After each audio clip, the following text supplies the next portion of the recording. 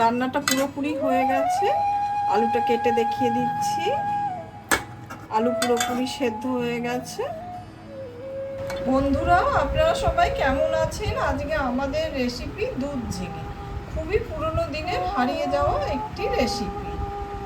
যদি ভালো লাগে লাইক, শেয়ার, কমেন্ট আর সাবস্ক্রাইব করতে ভুলবেন না আমার চ্যানেলটা। সেই সঙ্গে আপনাদের মূল্যবান সুচিন্তিত মতামত আমায় লিখে জানাবেন। ঝিঙে নিয়ে নিয়েছি। ঝিঙেটাকে কেটে নেব, নিয়ে তারপরে পরিষ্কার করে ধুয়ে নেব।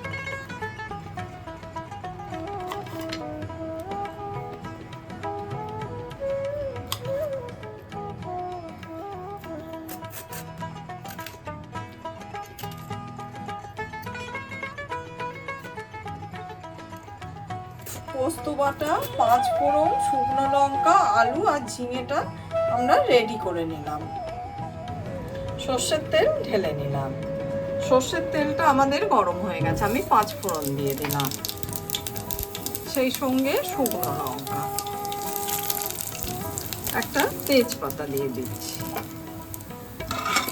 এদিকে ফোড়নটা আমাদের রেডি হয়ে গেছে। এবার আমি কেটে রাখা আলুটা দিয়ে দিই।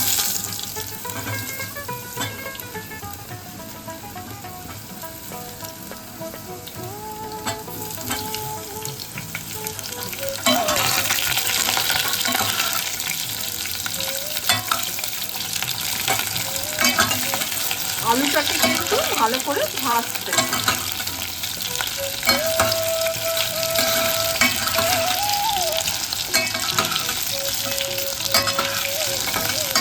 এদিকে আলুটা কিন্তু খুব ভালো করে ভাজা হয়ে গেছে, যেন গায়ে দাগ পড়ে যায়। এবার আমি ঝিঙেটা দিয়ে দিচ্ছি।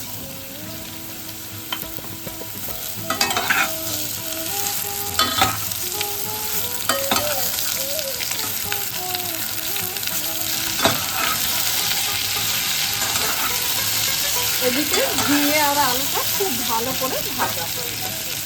হলুদ আর কাশ্মীরি লঙ্কার গুঁড়ো দিয়ে দিলাম, একটু রঙের জন্য। এবার আমি নুন দিয়ে দিচ্ছি স্বাদ মতো। নুনটা কিন্তু প্রথমে দেবে না, তাহলে ঝিঙে থেকে কিন্তু জল বেরিয়ে যায়।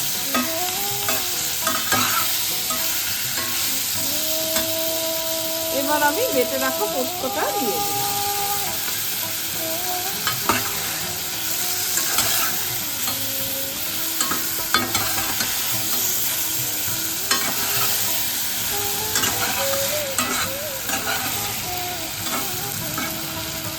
এবার আমি পোস্ত বাটা ধোয়া জলটা দিয়ে দিলাম।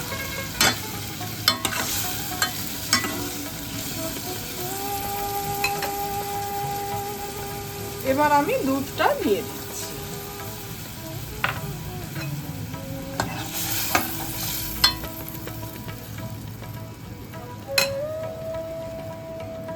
ঢাকা দিয়ে দিলাম।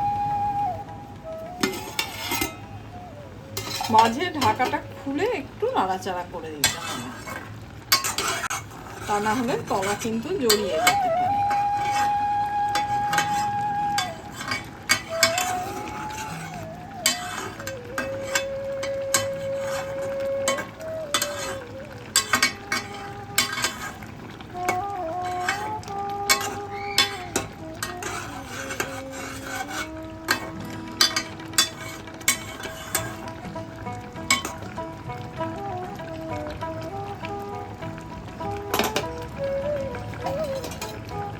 আবার আমি ঢাকা দিয়ে দিলাম।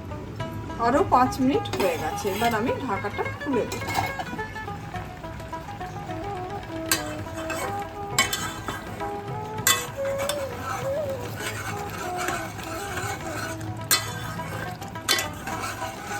নিরামিষ রান্না, তাই আমি 1 চামচ চিনি দিয়ে দিলাম,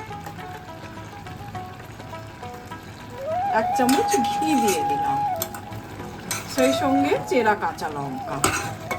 একটু ঘি দেওয়া হয়েছে, তাই আমি আবার ঢাকা দিয়ে দিচ্ছি, দিয়ে গ্যাসটা অফ করে দিচ্ছি।